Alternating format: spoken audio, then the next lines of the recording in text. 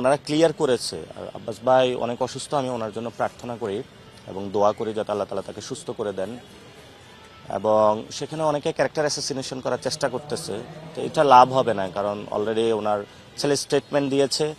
তারপরে হলো যারা ডাক্তার, আমি অনেক ডাক্তারের সাথেই কথা বলেছি যে এটার কারণে না, এটা ওনার আগে থেকে সিকনেস ছিল এবং সেটা থেকে হয়েছে, এবং তার ফ্যামিলিও এটা স্পষ্ট করেছে।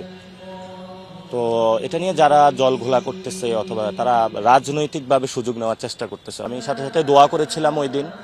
আমি ওনাদের ফ্যামিলিতে অ্যাপ্রোচ করেছিলাম যে যাওয়ার জন্য, ওনারা ব্যস্ত ছিল এবং আমিও চাইনি যে অন্য কেউ কোনো সুযোগ নেওয়ার যাতে নিতে পারে, সে পরিস্থিতি, অনাকাঙ্ক্ষিত পরিস্থিতি সৃষ্টি হোক। তো আমি ওনার জন্য দোয়া করি যাতে উনি সুস্থ হয়ে ফিরে আসুক। তবে আমাদের এটাতে মানে অনেকে মনে করে যে আমি থেমে যাব বা কোনো কিছু নেন না, আমাদের এটা সিস্টেমের বিরুদ্ধে লড়াই, কোনো ব্যক্তির বিরুদ্ধে না। ফলত এখানে চাঁদাবাজি, সন্ত্রাস, দুর্নীতির বিরুদ্ধে আমার লড়াই চলমান থাকবে।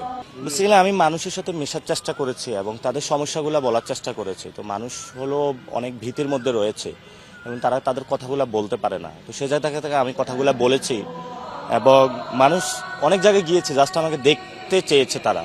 আমি সিলেটে গিয়েছি, 10-12 হাজার লোক উপস্থিত হয়েছে, চট্টগ্রাম, সব জায়গাতে তারা আমাকে দেখতে চাচ্ছে এবং তাদের যে না বলা কথাগুলা সেগুলো হয়তো আমি বলছি, এই জন্য তারা আমাকে দেখতে চাচ্ছে। আর আরেকটা বিষয় হলো যে এখানে তারা দেখেছে যে আমার সাথে যে অন্যায়টা হয়েছে এবং তারা আমাকে সংসদে দেখতে চেয়েছে, সেই জায়গা থেকে তাদের একটা আবেগ অনুভূতির জায়গা আছে, সেই জায়গাটা থেকে তারা দেখা করতে চেয়েছে।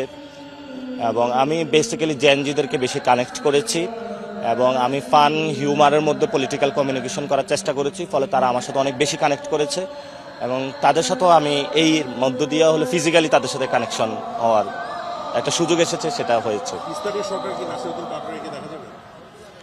জনগণ যদি চায় তাহলে দেখা যাবে।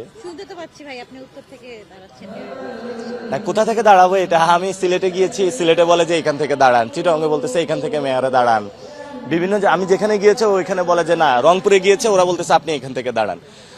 তো আমার যেটা ঢাকাতে আমি যে স্টেজের মানুষের সাথে কানেকশন অথবা যেটা দেখেছি, এটা আমি সিলেটেও তেমন দেখেছি, চিটাগংয়ে তেমন দেখেছি, রংপুরেও তেমন দেখেছি। আমি এখনো কোনো ইচ্ছা পোষণ করি নাই, যদি মানুষ চায় তখন দেখবো যে এটা আসলে লোকাল গভর্নমেন্টের এখন কিছু বাকি আছে। যেমন আমার ভাগ্যটাই এমন, আমি চাঁদপুর 5-এ ইলেকশন করতাম, ওইখান থেকে চলে আসছে ঢাকা 18, ঢাকা 18 থেকে ঢাকা 8-এ। তো এটা কিন্তু আমার কোনো প্রিপারেশন ছিল না, কোনো কিছু ছিল না, বাট আমি সর্বোচ্চটা দিয়ে ফাইট করছি এবং জয়ী হয়েছি, যদিও ছিনিয়ে নেওয়া হয়েছে। তো সেই ক্ষেত্রেও যদি লোকাল গভর্নমেন্টে এই ধরনের কোনো পরিস্থিতি সৃষ্টি হয়, সেক্ষেত্রেও আমি যাব, ফাইট করব, চ্যালেঞ্জ নিব। তো বেসিক্যালি আমি এখন যে কাজটা করতেছি, মানে যারা সোসাইটিতে আছে নির্বাচন কেন্দ্রিক, অর্থাৎ আমার অর্গানাইজেশনে আমি ফোকাস করতেছি এবং অর্গানাইজেশন অর্থাৎ আমি 10টা বিভাগ ঘুরে সবার মধ্যে আবার একটা চাঙ্গা ভাব আনার চেষ্টা করেছি। আমি নেপাল যাওয়ার চেষ্টা করতেছি, ওইখানে জেনজিদের সাথে কানেক্ট করার জন্য। সামনে সৌদিতে যাব, সেখানেও বাঙালি